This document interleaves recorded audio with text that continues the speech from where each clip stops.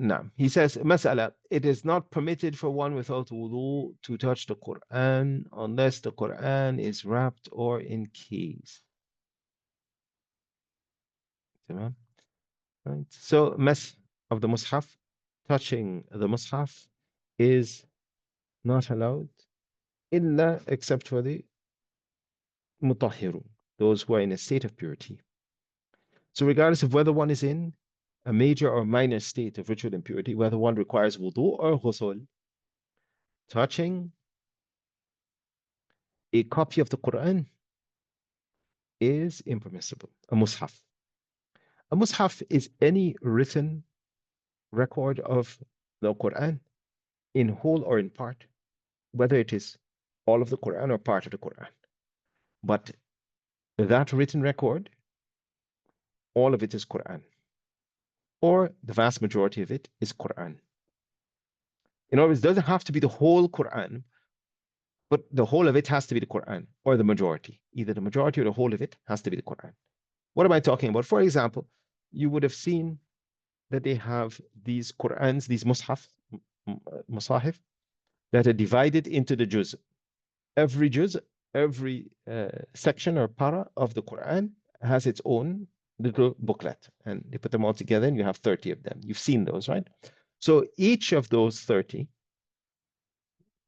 is a mushaf.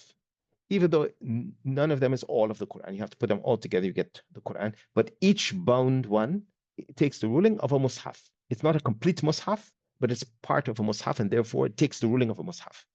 So any, collection of the Quran that you have, record of the Quran that you have, that is bound, that is, on paper, parchment, or whatever it's on, the majority of it is Quranic script.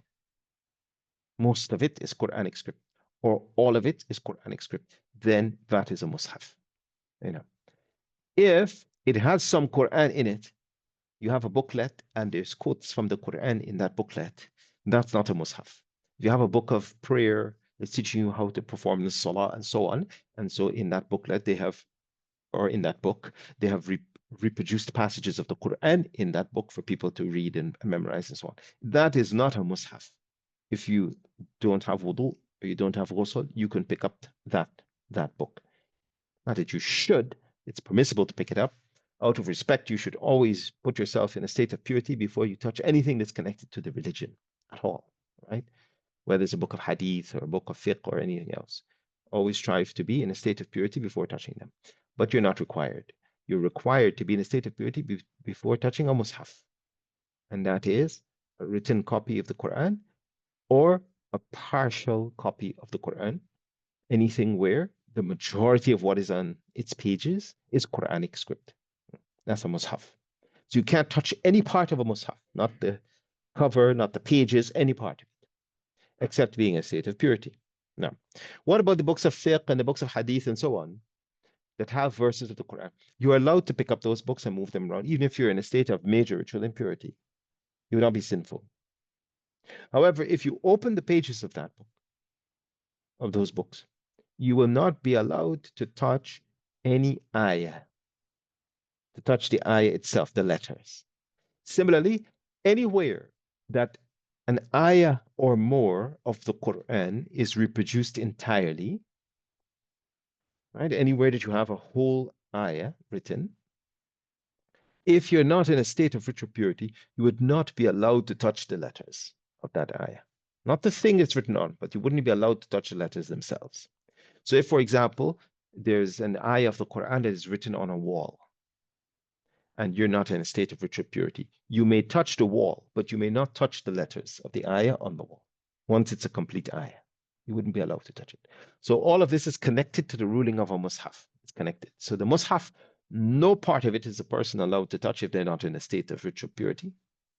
And when you don't have a mushaf, but you have individual verses of the Quran written, then likewise, you're not allowed to touch the verses themselves, i.e. the letters that make up those verses, without being in a state of ritual purity. Although you could touch the wall if it's written in the wall, you could touch the book and the pages if it's written in the book and pages, but not the letters themselves.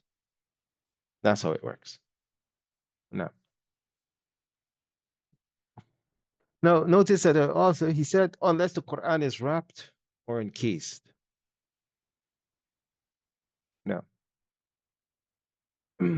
Hector is asking, is the translation of the Quran without any Arabic considered the Quran to touch or not? Yes.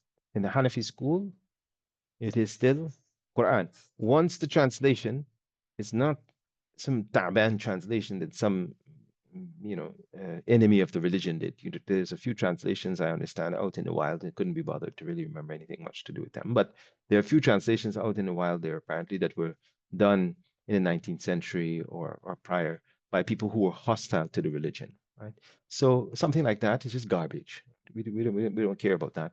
That takes them. But once a person, even if they're not Muslim, if they put effort into actually trying to convey the meanings of the Arabic into another language, that's a translation, tarjama. And to the extent that they put effort into conveying those meanings accurately, and some of those meanings are conveyed accurately, then yes, it takes the ruling of what we're speaking about here. You're not allowed to touch it except in a state of ritual purity.